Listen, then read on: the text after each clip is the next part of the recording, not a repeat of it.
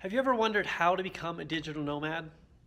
My name is Christian Martin and I've been a digital nomad for the past 5 years, and today I'm going to show you how you can become a digital nomad too. How do you become a digital nomad? That's the question on everyone's mind who wants to work from anywhere in the world. So have you ever thought to yourself, I wish that I wasn't tied down by a morning rush hour, an overbearing boss, and a set schedule. I wish I could work on my own terms from anywhere in the world.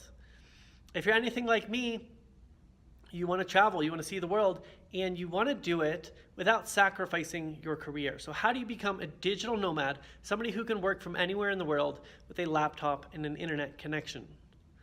Well, step number one is you have to find a way to make money online. Now, some people become nomads and they find jobs in the places they travel to, such as bartenders. You can be a host at a hostel, you can do farm work, things like that. But you're not going to make very much money doing this, and you're going to have to start over every new place you go. So what's a better way to do this? Well, when I got started traveling, I decided I was going to figure out how to make enough money online so that there was no interruption in my income no matter where I was in the world. And the first place I went was Nosara, Costa Rica, and I stayed for a month.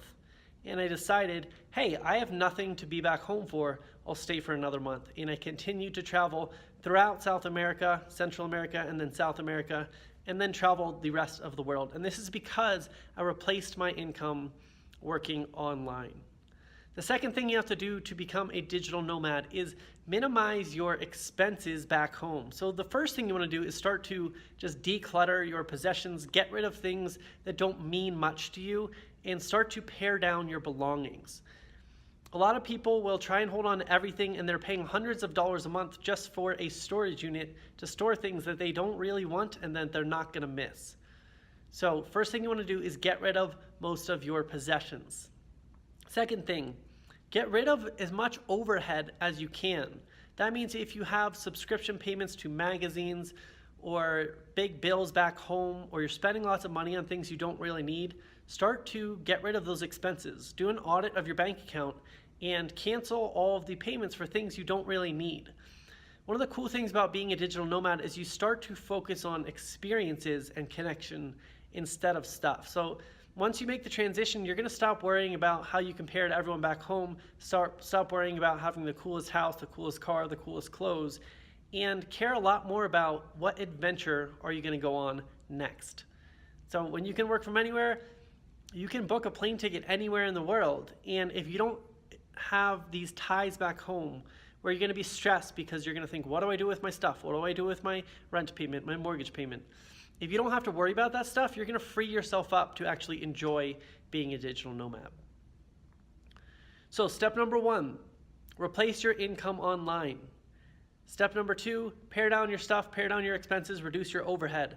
Step number three, pick an awesome place with a low cost of living.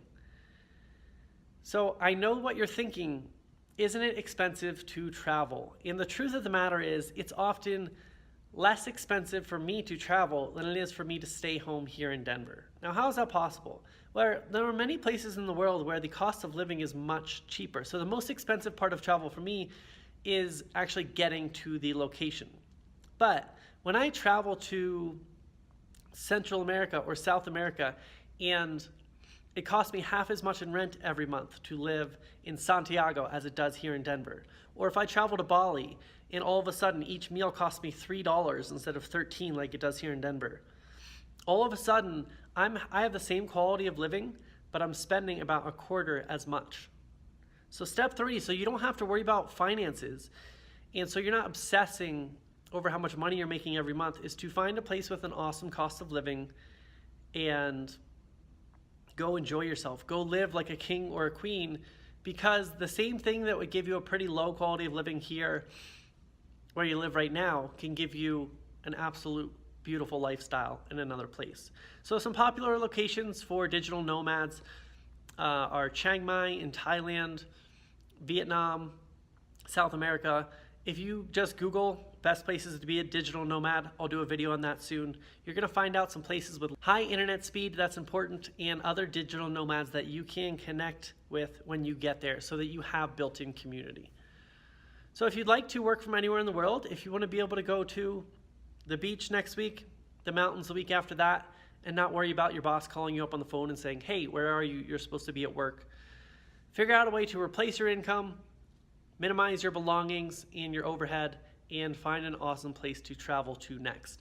If you'd like to learn how to make money from anywhere in the world as a digital marketer, how to start your own ad agency using funnel cloning, and how to break free from the 9 to 5 and morning rush hour, check out a free training I have for you at christianmartin.org/YouTube. And I'm going to show you exactly how I've worked from over 20 countries, 5 different continents, and how you can become a digital nomad too. My name is Christian Martin. I'll see you next time.